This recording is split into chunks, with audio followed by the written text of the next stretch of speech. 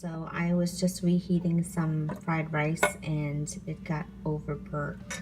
So I'm just gonna add some water, let it soak a little bit, and see how our dishcloth will do its magic. Netted dishcloth, once again, super versatile. After you use it, you just rinse it out, and all of the food particles flows through, and then you just hang it over your faucet just like that to dry, and tomorrow you can reuse it.